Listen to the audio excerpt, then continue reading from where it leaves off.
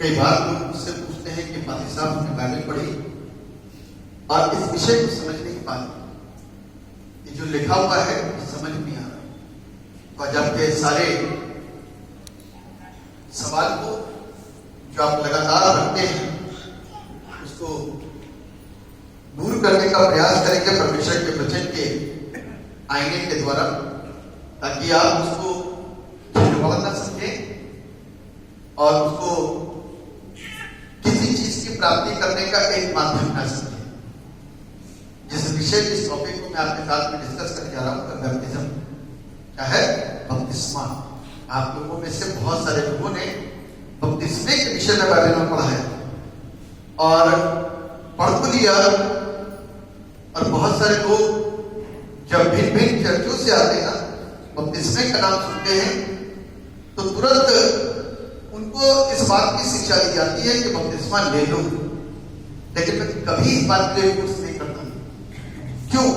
क्योंकि बैप्टिज्म क्या है, एक वो गंभीर रिचुअल है, संस्कार है, सैक्रामेंट है, जिसको होश और हवास में, समझदारी के साथ में, इस वचन के ज्ञान के साथ में स्वीकार करने की जरूरत और आवश्यकता है। वरना आप जैसे बहुत सारे लोग जो बपतिस्मा ले चुके, कहेंगे कि बपतिस्मा ले लो तो हम चंगाई को प्राप्त करेंगे, वो आज वापस अपनी उन्हीं क्रियाओं में हैं, वापस वही काम कर रहे हैं जो वो कभी किया करते थे। तो उनकी जिंदगी के अंदर कोई तब्दीली नहीं है, उनकी जिंदगी के अंदर कोई बदलाव नहीं। कारण क्या है? क्योंकि उन्होंने हर एक चीज को खेल समझा और मजाक समझा, और बपतिस्मे जैसे पवित्र संस्कार को उन्होंने ऐसे ही प्रसाद समझ लिया कि प्रसाद की तरह लो और ग्रहण कर लो और बस अब हम सब कुछ ठीक हो जाएंगे, हमारा बेड़ा पार हो जाएगा। इस प्रकार की मनसा को रखने वाले लोगों के लिए आज विशेष तौर पर यह संदेश है कि बपतिस्मे को एक खिलवाड़ न समझे, मजाक न समझे, कोई क्रिया न समझे जिससे कि आप बहुत सारी चीजों को प्राप्त करें। ठीक है, उसका अर्थ क्या है, मायने क्या है, और उससे हमको क्या चीज की प्राप्ति होगी, उसकी जानकारी हमें प्राप्त करनी बहुत जरूरी है। तो इससे पहले कि हम लोग परमेश्वर के वचन में आगे बढ़े, जो लोग लेट आए हैं मैं उनको बताना चाहता हूँ कि जो वचन में से हिस्से पढ़े गए थे, यशायाह नबी की पुस्तक उसका 42 अध्याय, उसके पहले पद से लेकर के 1 पद तक, दूसरा हिस्सा जो पढ़ाया गया था मरकुस रचित सुसमाचार पहला अध्याय 4 पद से लेकर के 11 पद तक, और तीसरा हिस्सा जो उत्तरपदी पाठ के रूप में पढ़ाया गया था वो था भजन 2। इससे संबंधित जो आज का थीम है, जो आज का शीर्षक है, वो कुछ इस प्रकार से है, At his baptism, Jesus is revealed as Son of God. बपतिस्मे के वक्त यह प्रकट हुआ कि यीशु परमेश्वर पुत्र है। बपतिस्मे के वक्त यह प्रकट हुआ कि यीशु परमेश्वर पुत्र है। अब बहुत सारे लोगों के सवाल जब उठेंगे तो मैं इसी बीच में आपको उसके जवाब देता रहूंगा, ताकि आपके सारे सवाल जो दिमाग में चलते हैं वो दूर हो सके और आप परमेश्वर के वचन के द्वारा आशीषों को प्राप्त करें। इससे पहले कि हम लोग वचन में पढ़ें, कुछ हम अपनी आंखों को बंद करेंगे और प्रार्थना करें। प्रभु यीशु आपसे दुआ करते हैं, इस वचन की शिक्षा जो हमारे लिए बहुत ही ज्यादा महत्वपूर्ण और जरूरी है, उसको सिखाने और उसको बताने में आप हमारी मदद कीजिए, क्योंकि वचन को समझाना मनुष्य के बस की बात नहीं। जिस उद्देश्य में, जिस इच्छा की पूर्ति के लिए ये वचन लिखाया गया, उसको मानवीय ट्रांसलेशन देना गलत होगा। यदि वो पवित्र आत्मा से भरा हुआ संदेश और उसकी इच्छा को पूर्ण करता हुआ है तो वो इंसान की जिंदगी के अंदर बदलाव को ला सकता है। यदि इंसान सुनने के लिए, देखने के लिए और समझने के लिए तैयार है। प्रभु आप सहायता कीजिए। अपने आप को मैं आपके हाथों में रखता हूँ, शून्य करता हूँ। मुझसे बोलिए और बातचीत करिए और जो प्रकाशन आप देना चाहते हैं इस वक्त में, ताकि वो वचन की भेद भरी बातें हम सब तक पहुंचे। तो प्रभु अपने कार्य को बलपूर्वक यहाँ पर प्रस्तुत करिए, ताकि हम सब प्रभु आशीषित हो जाएं और आपको धन्यवाद दें। आप दया करेंगे तो प्रभु लोगों के प्रश्नों के लगातार अर्थ को वचन के सुनने के माध्यम से प्राप्त होते हैं। अपनी करुणा हम सब पे बढ़ाएं। यीशु मसीह के नाम से दुआ मांगते हैं, जैसे सुने और बोलें। आमीन। प्रभु का धन्यवाद देते हैं कि आज ये अवसर है कि बपतिस्मे के विषय में हम जानकारी को अर्जित करें कि आखिर बपतिस्मा क्या है। सबसे पहला सवाल कि बपतिस्मा क्या है, बताइए। बपतिस्मा शब्द कहां मिलता है और क्या है?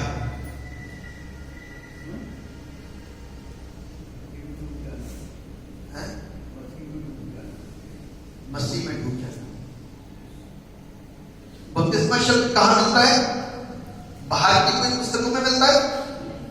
कहां मिलता है? बाइबल। ठीक है। सभी लोगों के पास में एक सवाल आ जाता है कि बपतिस्मा क्या होता है। और बपतिस्मे के विषय में जो बाइबल के अंदर हमको शिक्षा मिली है वो ये है कि हम जो बपतिस्मा प्राप्त करने वाले लोग हैं अपनी बुरी आदतों से, बुरी आदतें, मैंने पुरानी आदतें नहीं बोला, पुरानी में अच्छी हो सकती है, अपनी बुरी आदतों से, बुरे स्वभाव से, बुरी कल्पनाओं से, बुरी योजनाओं से मन फिरा लें। ठीक है। बुरी चीजों से मन फिराना। और यदि बुरी चीजें हम छोड़ रहे हैं तो करें क्या? दूसरा सवाल होता है, यदि बुरी चीजें छोड़ रहे हैं तो फिर करें क्या? बुरी चीजों के ऊपर प्रकाश डालने वाला ये वचन, और वचन अर्थात यीशु मसीह, इसकी अच्छाइयों को धारण करो। क्योंकि बुरी जो चीजें होती हैं वो अंधकार है। इस अंधकार के ऊपर प्रकट क्या चीज हुई? अभी हमने 6 जनवरी में सीखा, अंधकार के ऊपर क्या चीज प्रकट हुई? रोशनी। जब हम हमारे अंधकार भरी जिंदगी के ऊपर रोशनी प्रकट होती है तो अंधकार में जितनी चीजें हैं सब खुल जाती है। अंधकार में जितनी चीजें हैं सब खुल जाती है, उसका प्रगटीकरण हो जाता है। अंधेरे में जा रहे हैं, आपको मेनू नहीं दिखा, आप गिर जाओगे। अंधेरे में जा रहे हैं, आपको गंदगी नहीं दिखाई, आपका पैर पड़ जाएगा। लेकिन वहीं पर मोबाइल की रोशनी या टॉर्च या किसी गाड़ी की लाइट पड़ी तो आपको मेनू भी दिखाई देगा, आपको गंदगी भी दिखाई देगी। इसीलिए हर गाड़ी के अंदर एक हेडलाइट है, चाहे वो स्कूटर हो, चाहे बाइक हो, चाहे वो कार हो। इसलिए लाइट दी गई है ताकि आपकी टक्कर किसी दूसरी चीज से ना हो जाए। क्योंकि जब हम अंधकार में चलते हैं तो हमारी टक्करें होती है दूसरी चीजों से, और उससे हमारे शरीर को क्षति पहुंचती है, हमारी आत्मा को क्षति पहुंचती है। तो ये बुरी चीजें हैं। इन बुरी चीजों को हम अपने अंदर निकाल के बाहर फेंकेंगे तो धारण क्या करना है? और रोशनी में जो चीज प्रकट हो रही है हमको उससे बच करके, बुराइयों से बच करके संसार में से निकलना है और अच्छी चीजों का सेवन करना है। ठीक है ना? जिस तरीके से खाना खाते समय कंकड़ से बच जाते हैं आप, कंकड़ से बच जाते हैं, ठीक उसी प्रकार से जिंदगी में चलते हुए भी जिंदगी की राहों में ऐसे बहुत सारे कंकड़ आते हैं, उससे बचना है। बचने के लिए सिर्फ एक ही साधन है, एक ही उपाय है, वह है जीवते परमेश्वर का जीवित वचन और उसका ज्ञान और उसकी शिक्षा, जिसको सुन और पढ़ करके हम अपनी जिंदगी को क्या कर सकते हैं, नवीन बना सकते हैं, नया कर सकते हैं। तो पुरानी आदतों को छोड़ करके नई चीजों को लेकर के आना आसान काम नहीं है, ये कठिन है। लेकिन जो कठिन है यही करना है, वरना हमारे जीवन में किए गई सारी भक्ति फेल हो जाएगी। हमारे जीवन में किए गए सारे आत्मिक जितनी भी क्रिया और प्रतिक्रियाएं हैं सब समाप्त हो जाएंगी। मोक्ष जो आता है ना शब्द, ये मिलेगा नहीं, क्योंकि कोई भी जगह कोई भी पुस्तक में मोक्ष के विषय में तो पता है, लेकिन मोक्ष देने वाले के विषय में कहीं नहीं लिखा। मोक्ष देने वाले के विषय में नहीं पता, मार्ग के विषय में नहीं पता, किस मार्ग पर चले, किस मार्ग पर चले, क्योंकि बहुत सारी पुस्तकें हम लोगों को इस जगह से लेकर के दूसरे स्थल पर लेके जाती है, धार्मिक कहलाता है, लेकिन वो वहां से वहां तक पहुंचना शरीर को कष्ट देना होता है मात्र, उससे लाभ कुछ नहीं हुआ, उससे जीवन किसी का नहीं बदला,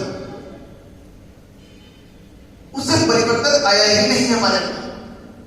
क्यों? उसका कारण है क्योंकि पाप नहीं दूर करा, बुराइयां नहीं दूर हुई, गंदगी दूर नहीं हुई, नशा अभी तक चेंज नहीं करा। साल चेंज हो गया लेकिन नशा चेंज नहीं हुआ, कैलेंडर चेंज हो गया लेकिन व्यभिचार मन चेंज नहीं हुआ।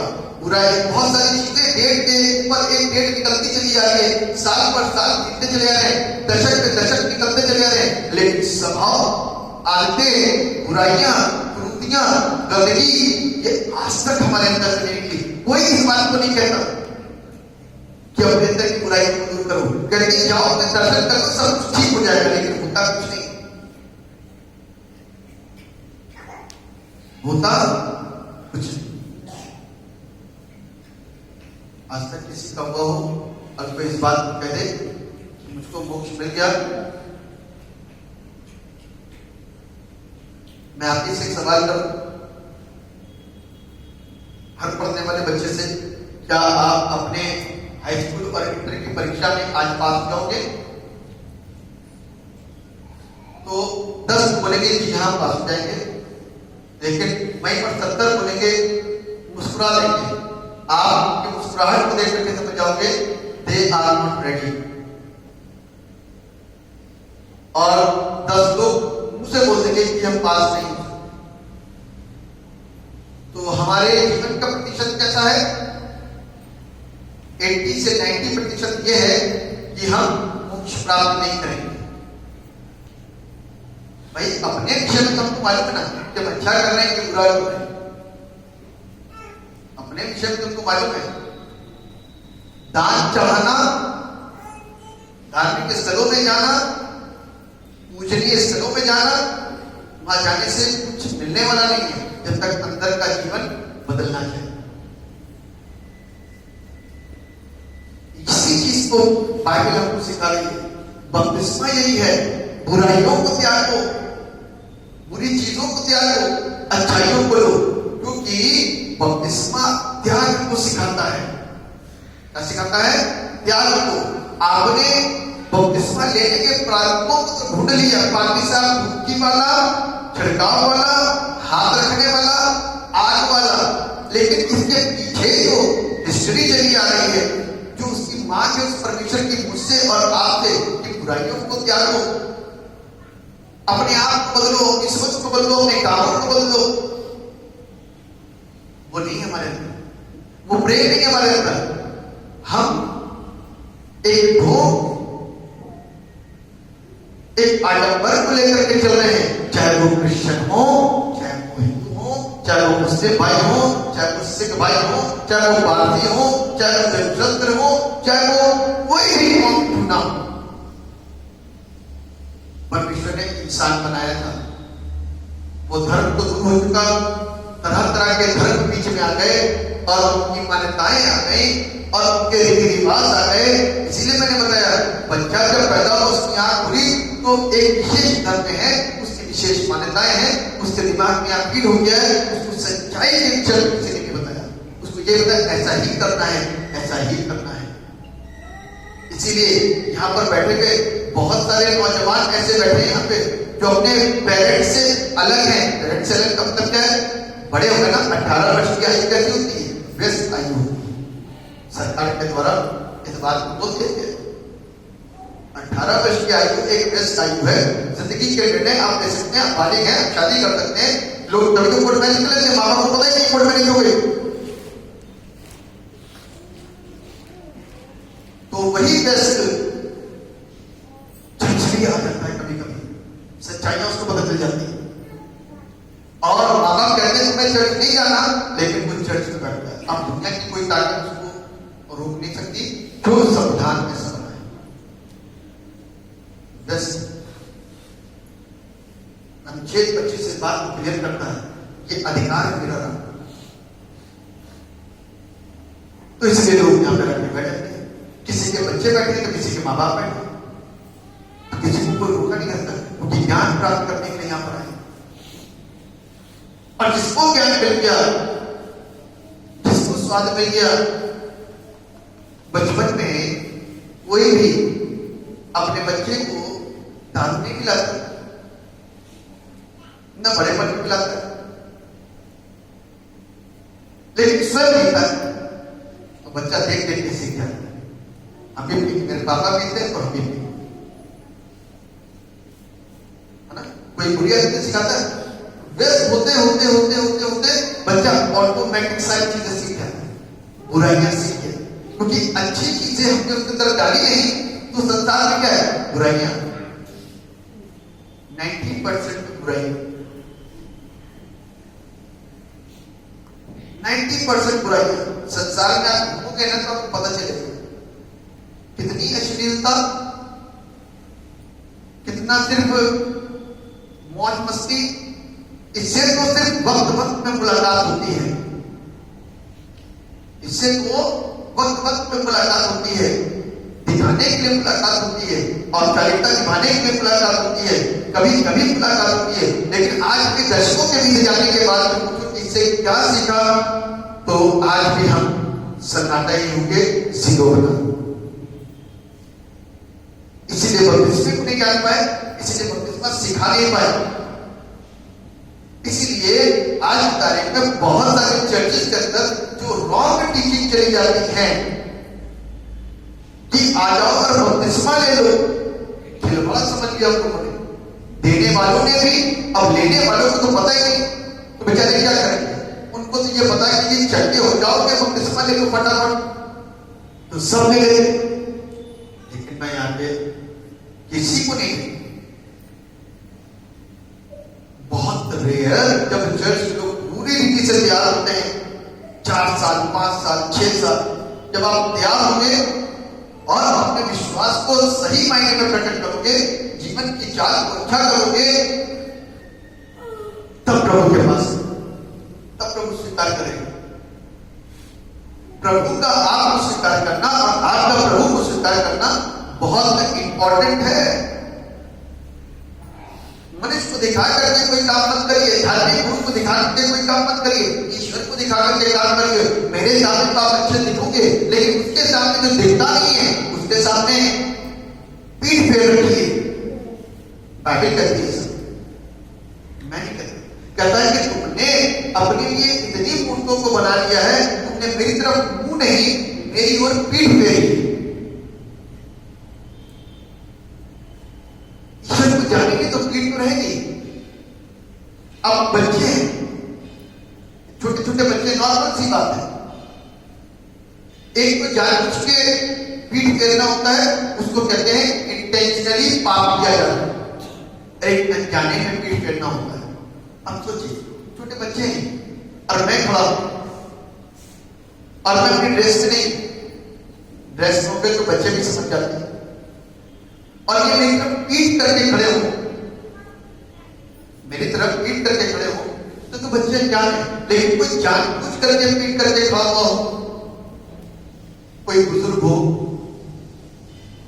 है ना, तो कैसा लगेगा? बुरा लगेगा नहीं? बुरा। प्रधानमंत्री खड़े आपकी तरफ पीट करके खड़े हो, बुरा लगेगा? बुरा लगेगा। एक तो जानबूझ के किया जा रहा है और एक अनजाने में किया जा रहा है। अनजाने वाला तो पाप माफ कर दे, लेकिन जानबूझ के किया जा रहा है वो एक रचाई गई योजना और पाप है, वो परमेश्वर को पसंद नहीं। इसीलिए बाइबल हमको क्या कहती है कि तुमने मेरी ओर मुंह नहीं, तुमने मेरी ओर पीठ कर दी। इस भारतवर्ष के साथ में एक प्रॉब्लम है। प्रॉब्लम सिर्फ ये है कि आज की तारीख में उनके पास में स्थिर ज्ञान नहीं है, अस्थिर ज्ञान है। जिसमें भी वो विश्वास करते हैं वो स्थिर नहीं है, अस्थिर है। आज इसको पूजने लग जाएंगे तो कल उसको पूजने लग जाएंगे, न तो इंसान पूजने लग जाएंगे तो परसों जानवर को पूजने लग जाएंगे। हर 15-15, 20-20 किलोमीटर के बाद में कोई किसी को पूजा, कोई लोहे को पूज रहा है, कोई पेड़ों को पूज रहा है, कोई सूर्य को पूज रहा है, कोई तारों को पूज रहा है, कोई चांद को पूज रहा है। तो ये नासमझी का खेल है कि नहीं? अस्थिर ज्ञान है कि नहीं? या तो कहीं धार्मिक पुस्तकों में ऐसा लिखा हुआ हो तो मैं इस बात को समझूंगा कि वहां पर एक गलत इंटरप्रिटेशन आया है। क्यों? सीधा सा जवाब, आपका बच्चा बचपन में आपको पापा ना बोले तो चल जाए, लेकिन बड़ा होकर भी आपको पापा ना बोले और पड़ोसी को पापा बोले तो कैसा लगेगा? तो चला तो गई क्या? तब भी चला लो, नहीं चला, मां भी चला। अभी तक तो बचपन में चलाया है, अरे कोई बात, कोई बात मालूम है। लेकिन बच्चा जब धीरे धीरे बड़ा होता जाएगा तो पड़ोसियों को शक होने लग जाएगा, ये को पापा क्यों बोलते? आप सिखाते हो बच्चों को मैं पापा हूं, ये मम्मी है, ये दादी है, ये नानी है, ये दादा है, ये मामा है, ये मामी है, ये चाचा है, ये चाची है। ये आप रिश्ते सिखाते हो उनको। बड़े होते होते तक सॉलिड ज्ञान के बाद आता है, उसको सही से पता है उसका बाप कौन है, मां कौन है, उसका भाई कौन है, बहन कौन है, सब पता। लेकिन आज तक हमने और आपने उस सृष्टिकर्ता को छोड़ दिया और आज भी सूर्य को बाप बना दिया, चांद को बाप बना दिया, जानवर को माता बना दिया और पेड़ों को पूजने लग गए, तो कभी पत्थरों को पूजने लगे, कभी लोहे को पूजने लगे। हमारा कोई बच्चा है भी नहीं है। और इस तरह तो थोड़ी देर में कुछ, थोड़ी देर में कुछ, कभी पानी को पूजने लग जाएगा, कभी पूजने लग जाएगा, कभी कोई हमारा विश्वास सही नहीं। हम एक हिलते हुए पानी के समान हैं, कभी भी कहीं पर भी सरक सकते हैं। लेकिन हम एक परमेश्वर को मानते हैं जिसका नाम यीशु मसीह है। वो मुझसे आपसे कहता है कि अपने अंदर की बुराइयों को, अपने अंदर की कुरीतियों को दूर करो और इस ज्ञान को अपने अंदर लो तो तुम आशीषित हो। बपतिस्मा इसको कहते हैं।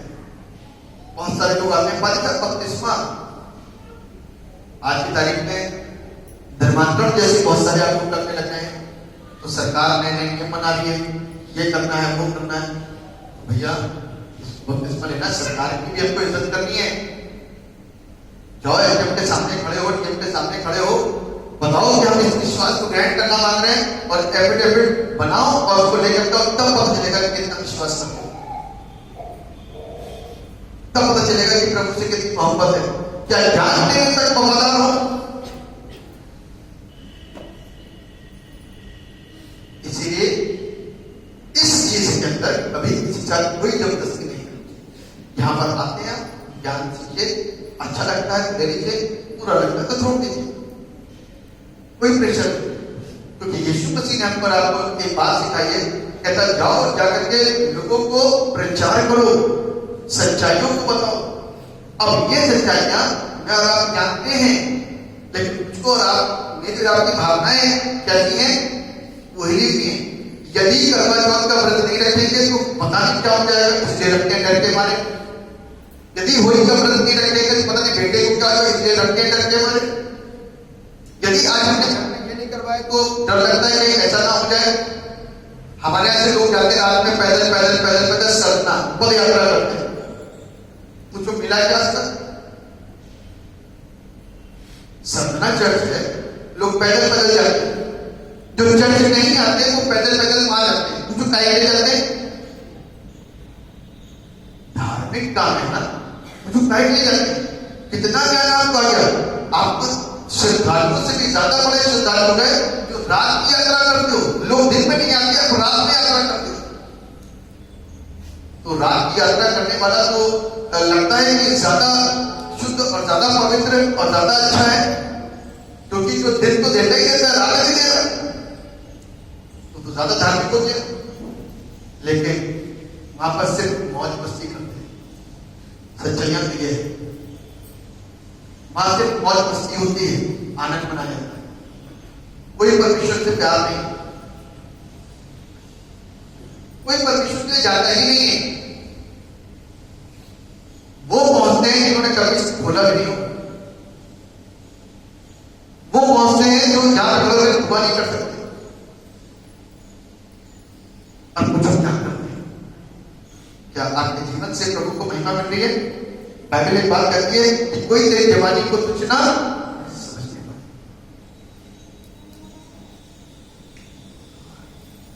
आज हमारे युवावस्था के ऊपर आरोप लग जाता है, दाग लग जाता है कि किस कार्य को तुम कर रहे हो।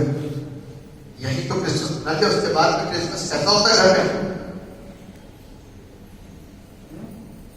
उसके बाद में हमारा क्रिसमस कैसा होता है, उसके बाद में हमारा न्यू ईयर कैसा होता है, उसके बाद में हमारा ईस्टर कैसा होता है, म्यूजिक की मीटिंग आएगी, सब कैसा होता है। बाइबल को बताती है बपतिस्मे को कोई हल्की बात ना समझे, बपतिस्मे को खिलवाड़ ना समझे। कि कई लोगों ने मेरे सवाल के पास बपतिस्मा लेना चाहिए, कहां से सुना, कहां से सीखा? अब आप इस बात को जानते हैं कि मैं इतनी जल्दी से बपतिस्मा किसी को नहीं देता, मना नहीं करता। यदि प्रभु के साथ आपका संबंध बहुत अच्छा है तो मैं जरूर आपको, यदि प्रभु के साथ संबंध आपका अच्छा नहीं है, आप घर यहाँ निकलते सीधे बाहर गालियां देते हो तो क्या फायदा? यहां से निकलते फिर नशा करते तो क्या फायदा? यहां से निकल करके प्रॉपर्टियों के झगड़े कर रहे हो तो क्या फायदा? मसीह होने के संदेश आप सही तरीके से नहीं दे पा रहे तो क्या फायदा आपका मसीह बनने से? ऐसे ही रहो। मैं अपने ऊपर बात करूं क्योंकि मेरा तो काम यह है कि आपको सही शिक्षा दूं, और यदि आप सही शिक्षा को ग्रहण करते हो, घर में भी पैसे ही हो, पीछे भी पैसे ही हो, ऑफिस में भी पैसे ही हो, मित्रों के साथ में भी पैसे ही हो, तब तो ठीक है, तब तो अच्छी बात है कि आप परमेश्वर के लिए आगे आ रहे हो। तो बपतिस्मा लेना बहुत जरूरी है। यदि ऐसा नहीं कर रहे, this is sin against God, परमेश्वर के विरुद्ध में पाप है, और उस पाप करने से हमें अपने आप को बचाने के लिए, पाप से हमें अपने आप को बचाना बहुत जरूरी है कि हम पाप ना करें। क्योंकि बाइबल हमको इस बात को सिखाती है कि यीशु मसीह ने इस बात को बोला कि ये मेरा मन के मुताबिक बनता है, इसके अंदर किसी भी प्रकार का कोई कपट नहीं। किसके लिए बोला जी? हाँ जी, दाऊद के लिए बोला था, यीशु मसीह के लिए बोला ये मेरा प्रिय पुत्र है। दाऊद के लिए बोला ये मेरे मन के मुताबिक है, इसके अंदर कोई कपट नहीं। नतनेल के लिए बोला कि इसके अंदर ये निष्कपट है, ये सच्चा इस्राएली है। और यीशु मसीह के लिए बोला कि ये मेरा प्रिय पुत्र है ना? यीशु मसीह के लिए बोला कि ये मेरा प्रिय पुत्र है जिससे मैं प्रसन्न हूं, मेरा जी प्रसन्न है। क्योंकि मनुष्य जो है पाप करता है। दाऊद ने पाप कर दिया, यीशु ने पाप नहीं किया। क्यों नहीं कर? क्यों नहीं किया? बताइए। यीशु मसीह ने पाप नहीं किया। पवित्र आत्मा से परिपूर्ण होकर के इस धरती पर जन्म हुआ, और उसके अलावा क्या पाप करने के अवसर नहीं है?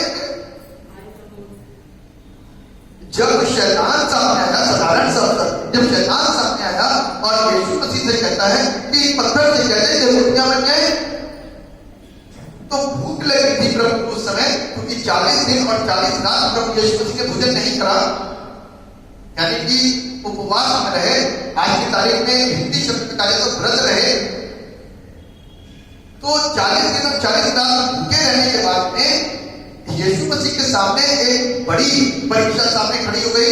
शैतान आकर के कहता है यदि तू इस पत्थर से कह दे तो रोटी बन जाए। शैतान को मालूम है, सवाल है, शैतान को मालूम है कि ये कहने का ये रोटी बन जाएगी। शैतान को मालूम है कि जो कह देगा कि वही हो जाएगा। हालेलुया। शैतान जानता है क्या, है ना? इससे तो घबराहट होती है कि बीमारी ठीक होगी कि नहीं ठीक होगी, कोरोना ठीक होगा कि नहीं होगा, ये ठीक होगा कि नहीं ठीक होगा, इसीलिए हमारे अंदर घबराहट है। तो शैतान को मालूम है यदि तू कह देगा ये पत्थर रोटी बन जाएगी, तो यीशु मसीह ने क्या जवाब दिया कि मनुष्य केवल रोटी से ही नहीं परंतु परमेश्वर के हर एक वचन से जीवित रहेगा, तो उसके मुख से। एक परीक्षा थी, मेरे रब के सामने होता तो हमारा क्या करते? सोचिए, मेरे रब के सामने यही चीज होती, यही सिचुएशन होती, तो मेरा रब क्या करते है जी? तो बोलिए ना, मेरे रब के सामने यदि परीक्षा होती तो मेरा रब पहले रोटी बना के निकालते चला तो देख मेरे पास अधिकार है, I can take, I can eat, और कुछ नहीं कर सकते। अधिकार था ना प्रभु के पास में, कर नहीं सकते थे प्रभु। तो अधिकार से ही सारी चीज हो सकती है। तो क्या हुआ कि यीशु मसीह ने कह दिया कि जो कुछ परमेश्वर के मुख से निकलता है मनुष्य उसी से जीवित रह सकता है, यानी कि वचन। जिस जीवन के विषय में प्रभु यीशु मसीह बता रहे हैं, उस जीवन के विषय में शैतान समझ ही नहीं पाया कि क्या है। वो तो उस जीवन की बातचीत कर रहा है, रोटी खाओगे तो शरीर के अंदर जान आएगी, ताकत मिलेगी, तो जीवन बना रहेगा। लेकिन यीशु मसीह उस आत्मिक जीवन की बात कर रहा है, जो कोई इसको खाएगा मोक्ष उसी को मिलेगा। मोक्ष क्या है हमारे? मोक्ष किसको कहते हैं जी? आत्मा का मोक्ष। किस चीज का मोक्ष होता है मालूम? किस चीज का मोक्ष होता है? आत्मा। पता है सबको कि आत्मा का मोक्ष होता है, शरीर का मोक्ष नहीं होता, है ना? आत्मा का मोक्ष होता है। यदि आज उंगली यहां से काट करके निकाल दो तो ये वाली उंगली मर गई, है ना? ये वाली उंगली मर गई। अभी यदि उंगली हमारी मर गई, उसकी डेथ हो गई। अब किसी को शुगर हो गई, पैरों में देखे तो पैर काट ले तो पैर मर गया, इतना तो पैर मर गया। किसी की आंख खराब हो गई तो उसकी आंख मर गई। जब तक आत्मा नहीं निकलेगी पूरा शरीर नहीं मरेगा। आत्मा निकल के जाती है तो पूरा शरीर आप क्या करते हो? जला देते हो, दबा देते हो, बहा देते हो, और चील कौओं के सामने खुला छोड़। वरना उंगली कटी तो कोई उसको शमशान घाट में जलाने के लिए नहीं जाता, यहां पर आप दबाने नहीं जाते। चलो भाई कोई इंसान चले तो दबा करके आ जाए, पैर कट गया इसका, उसका बरियर नहीं होता। बरियर किसका होता है? पूरे शरीर। तो बहुत सारी शिक्षाएं ऐसी हैं जो हमको सीखनी और हमको जाननी जरूरी और अनिवार्य है। जब तक नहीं जानेंगे तब तक कुछ नहीं होगा। मोक्ष प्राप्त करने के लिए मेरी आत्मा के अंदर की शुद्धता सही होनी बहुत जरूरी और मुख्य है। आत्मा शुद्ध है तो सब कुछ सही है। यदि आत्मा अंदर से बेकार है, आप बाहर से कुछ भी अच्छाई बन करके दिखा दो, प्रभु देखो ये बात को हमेशा ध्यान रखना कि आप जो हो, मैं जो वही सामने रखना, क्योंकि हम लोग तो ज्यादातर नकाब को उतर जाते हैं, अंदर से कुछ और है, बाहर से कुछ और है ना, अंदर से कुछ और है, बाहर से कुछ और है। और वचन को देने में, वचन को बताने में, गीत गाने में, आराधना करने में, चर्च के काम करने में, बहुत सारी चीजों में, दूसरों को समझाने में, प्रार्थनाओं के करने में हम बहुत आगे और अव्वल हैं, लेकिन उसको निभाने में हम बहुत पीछे जाते हैं। इसी चीज को बाइबल को बताती है कि कब किसने कहा, क्या परमेश्वर ने कहा कि मेरा प्रिय पुत्र है जिससे मैं प्रसन्न हूं? नहीं, उसने कहा ये निष्कपट है, सच्चा इस्राएली है, ये मेरे मन के मुताबिक है, इतना बस पुत्र को पुत्र का दर्जा दिया, ठीक है ना, जो रूह कुदूस से पैदा हुआ और यीशु मसीह परीक्षा का सामना करे और सामना करके शैतान को परास्त किया, प्रलोभन के साथ है लेकिन पाप नहीं किया। लेकिन हम और आप लगातार पाप करते आते हैं, बपतिस्मा लेने के बावजूद भी, बपतिस्मा लेने के बाद में भी हमारे जीवन से पाप हो रहे हैं, तो हमको वो अनंत जीवन की तरफ ले नहीं जा सकते। हमारे पाप दूर दूर जगह जाने से अच्छा अपने घर में बैठ करके प्रार्थना करके अपने पापों को त्यागने की कोशिश करें, व्रत रख करके अपने अंदर के एक एक पापों को दूर करने की कोशिश करें। दिखाओ की चीजों को, औपचारिकताओं को निभाने से कोई लाभ नहीं होगा। इसीलिए आज की तारीख में हमको और आपको समझना चाहिए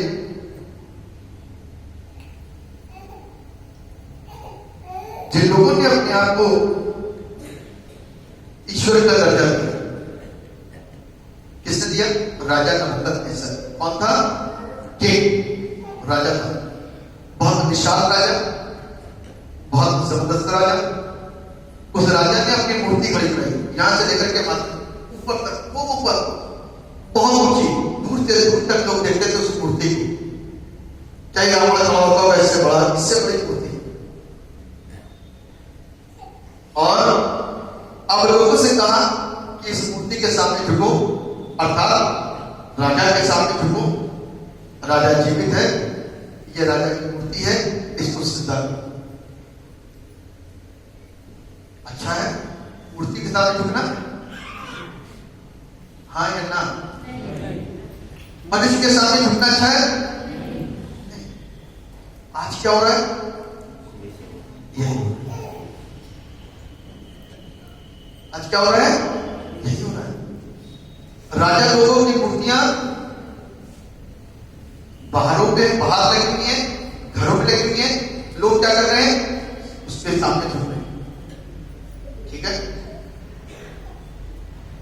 तो भैया मेहनत करनी छोड़ दो, क्योंकि राजा तो खाना खिलाता था सबको, राजा तो अपनी प्रजा को खाना खिलाता था, नौकरी पे लगा रखा था सबको, डरा धमका करके से कहना हमको सिद्धा करो वरना नौकरी से बाहर निकाल देंगे। तो वो पाप करने के लिए परमेश्वर के लोगों ने मना कर दिया कि हम तेरी खड़ी कराई हुई मूरत के सामने सिजदा नहीं करेंगे। कौन थे वो लोग? हैं? शद्रक, मेशक और अबेदनगो, इतनी लाखों की भीड़ के अंदर 3 आदमी खड़े हुए दिखाई दिए पीछे से और चिल्ला करके बोले, राजा बैठा हुआ है, राजा हम तेरी खड़ी कराई हुई मूरत के सामने सिजदा नहीं करेंगे। क्यों? क्योंकि हम जीवते परमेश्वर को जानते हैं। हालेलुया। हम जीवते परमेश्वर को जानते हैं। हम सूर्य की पूजा नहीं करेंगे, उसने सूर्य को बनाया, हम सूर्य के आगे क्यों झुके? उसने चंद्रमा को बनाया, हम चंद्रमा के आगे क्यों झुके? उसने तारा को बनाए, हम तारों के सामने क्यों झुके? उसने पेड़ पौधे, जानवर, वनस्पतियां सब कुछ बनाया, हम उनके आगे सिजदा क्यों करें? हम डायरेक्ट उसके सामने सिजदा क्यों ना करें? हालेलुया। हम डायरेक्ट उसके सामने सिजदा क्यों ना करें? तो हर एक चीज का रचने वाला और बनाने वाला है, चाहे हमारी गर्दनें काट दो, चाहे हमको मार दो, लेकिन हम मुर्दों के आगे नहीं झुकेंगे और उसकी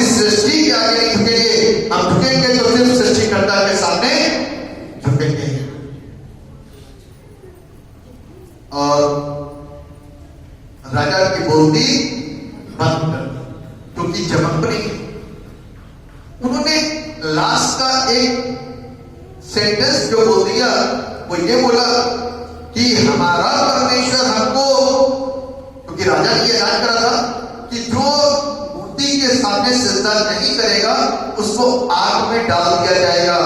पुराने समय की सजाएं ऐसी ही थी। जो स्त्री पाप में पाई जाती थी उसको पथरवा करके देश से बाहर निकाल करके, समाज से बाहर निकाल करके पथरवा करके मार दिया जाता था। ठीक है, तो जो राजा की खड़ी कराई पुत्र के सामने सजदा नहीं करेगा तो उसको क्या करा जाएगा, आग के भट्टे में डाल दिया जाएगा। तो उन तीनों ने एक बात बोली राजा से, राजा जिस परमेश्वर की आराधना हम करते हैं वो हमको इस धधकते हुए आग के भट्टे से बचा लेगा, इसकी तपन से, इसकी जलन से हमको बचा लेगा। वो बचा सकता है, यदि नहीं भी बचाएगा तो भी हम तेरी खड़ी कराई हुई मूरत के सामने सजदा नहीं करेंगे, चाहे सर कलम क्यों ना हो जाए। उन्होंने सही चुनाव करा और उनको धरती में भट्टों के अंदर डाल दिया गया और उस भट्टे का प्रेशर 7 गुना धक्का दिया गया। और बाइबल इस बात को बताती है कि जब उन लोगों को चेक किया गया तो वो अंदर आग में सुरक्षित थे, अंदर चल रहे थे। लोगों ने कहा, देखने वालों ने कहा, हमने डाले तो ठीक थे लेकिन चौथा परमेश्वर के पुत्र के रूप का इंसान यहाँ चलता हुआ सा दिखाई दे रहा है। हालेलुया। हमारा परमेश्वर हमको इस धड़कते हुए आग के भट्टे से बचा सकता है। तो वो परमेश्वर वहां पर पहुंच गया और शद्रक, मेशक और अबेदनगो तीनों के तीनों सुरक्षित आग में से बाहर निकल के आए। और जिन लोगों ने उनको अंदर डाला था, डलवाया था, जिन लोगों ने डलवाया था उन लोगों ने हाथ डालते समय उनके हाथ में मुझे सब झुलस गए, इतना तेज प्रेशर था। लेकिन परमेश्वर अपने तीनों लोगों को सुरक्षित बाहर लेकर के आया। आज भी बहुत सारे लोग, प्रभु के लोग सुरक्षित रहते हैं। क्यों? क्योंकि बपतिस्मा जब हम लेते हैं तो प्रभु हमको कवर कर देता, अपने चारों से संभालता है, बीमारियों से, बुराइयों से, बहुत सारी चीजों से। जिन्होंने बपतिस्मा नहीं लिया है तो बपतिस्मे करके आपको वचन के आईने में प्यार करें, बुराइयों को छोड़ें, अच्छाइयों को ग्रहण करें।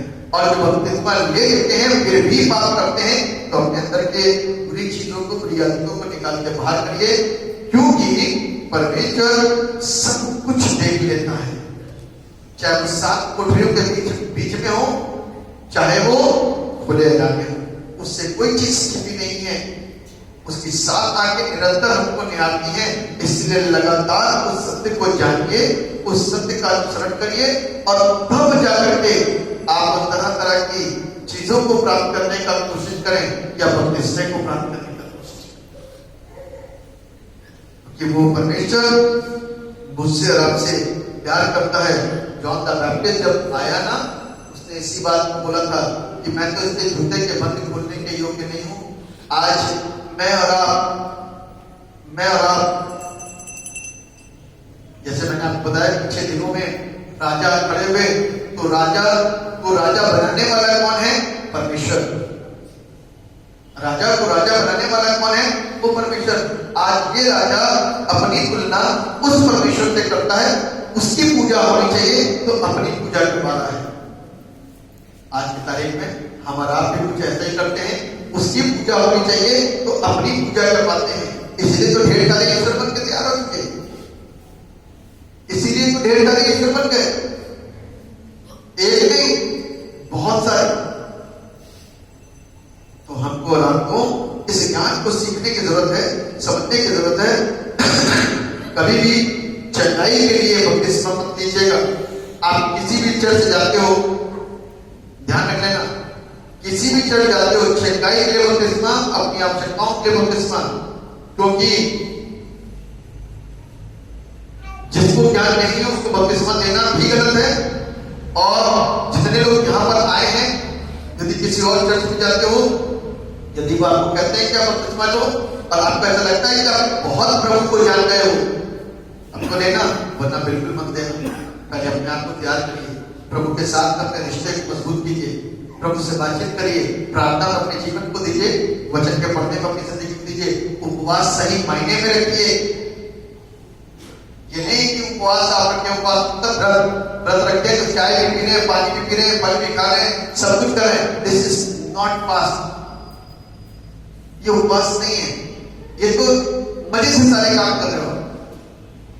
पाप मत, गलत शिक्षाओं में मत फंसो, गलत चीजों में मत जाओ, गलत संगतियों में मत जाओ, वहीं तो फंस जाओगे। क्योंकि शैतान जब यीशु के पास पहुंच सकता है तो क्या उसके लोगों के पास गुमराह करने के लिए नहीं पहुंच सकता?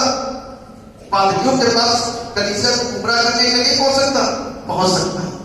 और जो कमजोर पाया गया वो गिर जाएगा, यदि पादरी गिर गया तो कलीसिया भी गिर जाएगी। इस बात को ध्यान रखिएगा। वो संगति अपनाइएगा जहां पर आपको प्रॉपर टीचिंग मिले, प्रॉपर ज्ञान मिले, ताकि आप उस ज्ञान को प्राप्त करके आगे बढ़ते जाओ और परमेश्वर के नाम को जाओ। आपकी तरक्की दिखनी चाहिए। दो गवाही देने से आपकी तरक्की नहीं होती है, दो गाने गाने से आपकी तरक्की नहीं होती है। आपकी तरक्की आपके चेहरे से दिखाई देगी, आपकी तरक्की आपकी बोली से दिखाई देगी, आपकी तरक्की आपके पहनने ओढ़ने से दिखाई देगी, आपकी तरक्की आपके खाने पीने के अंदाज दिखाई देगी, आपकी तरक्की आपके अंदर आत्मा के फलों के द्वारा प्रकट हो जाएगी। तरक्की तो दिखती है ना। पहले साइकिल थी तो अब बाइक आ गई तो तरक्की हो गई, बाइक से दो आ गई, बाइक आ गई तो और ज्यादा तरक्की हो गई, कार आ गई तो और तरक्की हो गई। तरक्की दिख रही है ना। लोग क्या कहते हैं? तरक्की हो रही है। आत्मिकता में भी वैसी ही तरक्की होनी चाहिए। ऐसा नहीं होना चाहिए कि तरक्की दिखाई ना दे। तरक्की तो दिखती है। जब परमेश्वर हमारे अंदर उपलब्धियों को देता है ना तो वो दिखाई देता है। संसारिक आशीषें दिखाई देंगी तो आत्मिक आशीषें भी दिखाई देती हैं। आप ऐसे ही चमको जैसे हमारा प्रभु चमकता है, वैसे ही पवित्र अपने आप बनाओ जैसा वो पवित्र है। वही चाल चलो जो इसमें सिखाई गई और बताई गई। इसीलिए बाइबल सबको दी जाती है और सबके पास होनी चाहिए।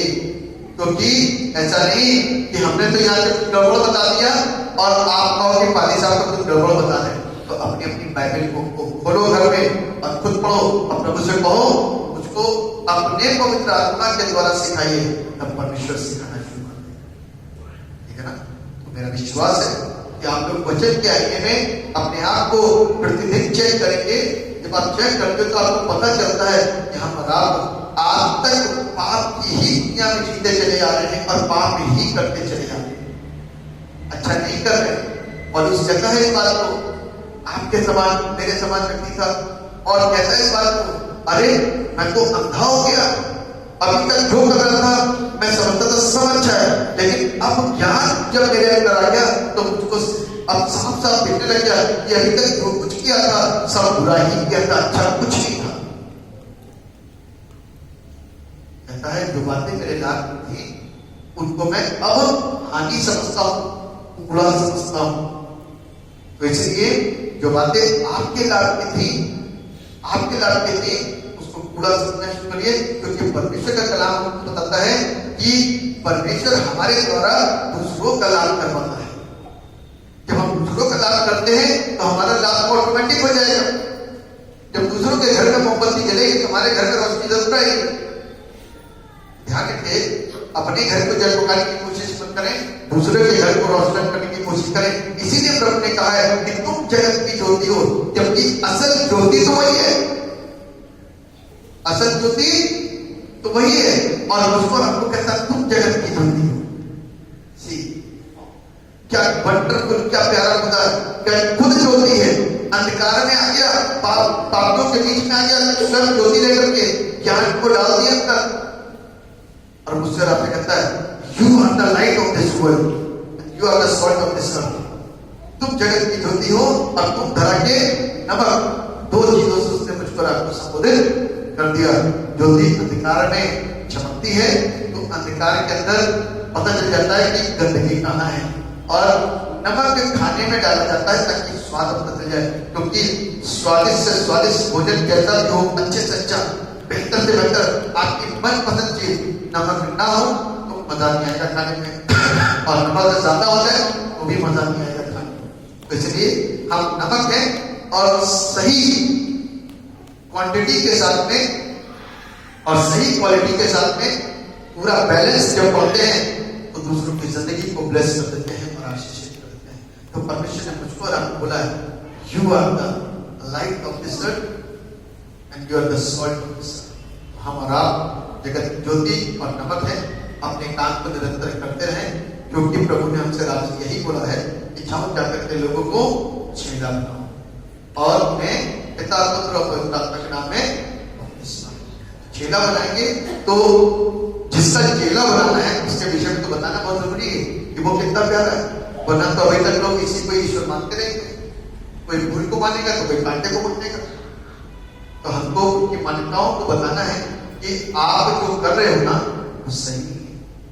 ईश्वर को ईश्वर का दर्जा दो, इंसान को ईश्वर मत बना, तब लोगों को समझ में आएगा, लोग बुद्धि खुलेगी और वो बाहर आने की कोशिश करेंगे। जब बाहर आएंगे ना तभी स्वतंत्र होंगे।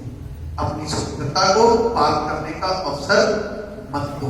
हम 18 साल के बाद स्वतंत्र हो जाते हैं, जब तक माँ बाप के बेर जगते तब तक कटपुर रहते हैं, लेकिन 18 साल बाद स्वतंत्र हो जाते हैं तो बीड़ी और सिगरेट और नशा सब स्वतंत्र हो गए। अपनी स्वतंत्रता को पार करने का अवसर मत दो। अपनी स्वतंत्रता को परमेश्वर के वचन के लिए इस्तेमाल होने दीजिए और परमेश्वर के कामों को करने के लिए अपने आप को पूरी रीति से दे दीजिए, ताकि परमेश्वर आपको आशीषित करे और आपको ज्योति और नमक के रूप में दुनिया में इस्तेमाल करे। परमेश्वर के इस वचन के द्वारा सबका आशीर्वाद। आमीन। दुआ करो। जीवित और समर्पित पिता परमेश्वर, हम आपको धन्यवाद देते हैं इस जिंदगी के लिए, इस वचन के लिए जो प्रभु आपने हमारे द्वारा प्रभु लोगों तक पहुंचाया, इससे प्रभु आपका धन्यवाद। हमने आपसे मांगा था कि आप बातों को बताइए जो आप चाहते हैं कि लोगों तक पहुंचे, तो फिर परमेश्वर को बातें कहें। प्रभु इनकी जिंदगियों की तरफ में काम करिए, ताकि लोग सत्य को जान करके सत्य के साथ चल सकें। महिमा से काम हमारे समस्त पापों को, हमारे अपराधों को क्षमा कीजिएगा और बेहतर तुरंत और पवित्र और आपको पूरी रीति से भागती हुई जिंदगी हम दे सकें। और पिता परमेश्वर आप उस पर मोहर लगा करके अपने आत्मा के फलों से लाद करके दुनिया के कोने कोने में अपनी आग के रूप में, नमक और ज्योति के रूप में और वरदानों से भर करके इस्तेमाल करें, ताकि उन जगहों पर जहाँ पर प्रभु आपका कार्य नहीं हो रहा है या लोग समझना नहीं चाह रहे हैं, उनके बीच में प्रभु बल के साथ में कार्य हो, लोग सत्य का अनुसरण करें और सत्य को करें। धन्यवाद प्रभु, आपने हमारी प्रार्थना यीशु मसीह के नाम से सुने और